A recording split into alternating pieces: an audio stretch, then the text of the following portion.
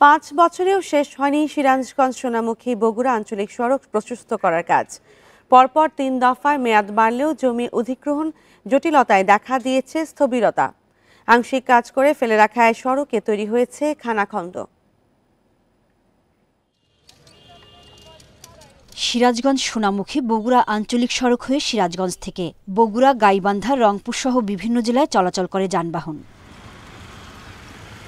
2019 সালে প্রায় 1028 কোটি টাকা ব্যয় সড়কটির 76 কিলোমিটার প্রশস্ত করার কাজ শুরু করে সড়ক ও জনপথ বিভাগ। পরে 3 দফায় মেয়াদ বাড়ানো হয়। জমি অধিগ্রহণ জটিলতায় এখন বন্ধ আছে কাঠের পুল থেকে ফকিরতলা অংশের কাজ। সড়কের বিভিন্ন জায়গায় আংশিক কাজ করে রাস্তার উপর মালামাল ফেলে রাখায় বেড়েছে ভোগান্তি। ডিপার্টমেন্টের গাফিলতি, এটা 5 বছর যাবত এই কাজটি হচ্ছে না। ধুলাবালুতে তাদের শ্বাসকষ্ট এবং বিভিন্ন রোগের আক্রান্ত হচ্ছে তারা, এবং যানজটটা প্রধান কারণ। গাড়ির তো প্রচণ্ড ক্ষতি, প্রচুর পরিমাণ ক্ষতি, ব্যারিং ভেঙে যায়, এটা সেটা।